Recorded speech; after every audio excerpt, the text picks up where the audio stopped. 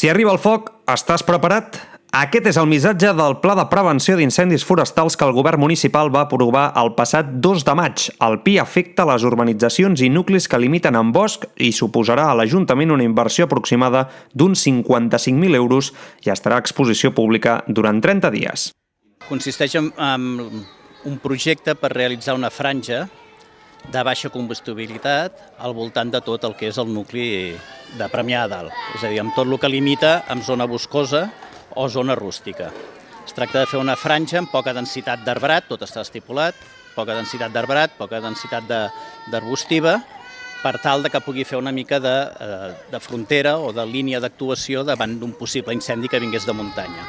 El pla recull l'adopció de tot un seguit de mesures per a protegir el nucli del poble i les urbanitzacions amb una franja exterior lliure de vegetació al voltant, de baixa combustibilitat, que permeti l'accés de maquinària per al seu tractament i que faciliti alhora l'accés dels equips d'extinció. De què es tracta? Es tracta de fer una neteja, fer una desbrossada al sotabosc, mantenir-ho bé i fer una aclarida de lo que és l'arbrat. Vull dir, la normativa ens permet tenir un tant per cent o un volum o unes unitats per hectàrea de peus d'arbrat, d'acord? Aleshores, amb unes distàncies mínimes que poden ser al voltant de 6 metres i el que fem és, amb 25 metres endins, fem un aclariment i posem en normativa en tot el perímetre del municipi. Hem de ser conscients que tant Premià de Dalt com els municipis propers compartim una zona de molt risc pel tipus de clima i per la gran quantitat de vegetació i bosc. En aquest sentit, des del consistori es prendran mesures preventives per tractar de disminuir aquest risc. Tots hem de ser molt conscients que estem en una zona amb un potencial risc d'incendi molt elevat, no?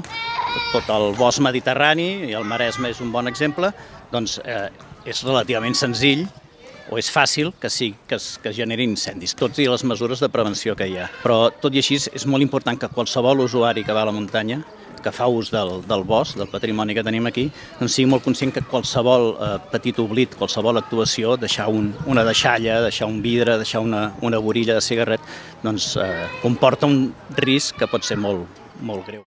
A banda, l'àrea de medi ambient municipal també està impulsant un reforç substancial en el manteniment de parcs i jardins, i és que el nostre municipi té un espai públic de zones verdes d'uns 135.000 metres quadrats.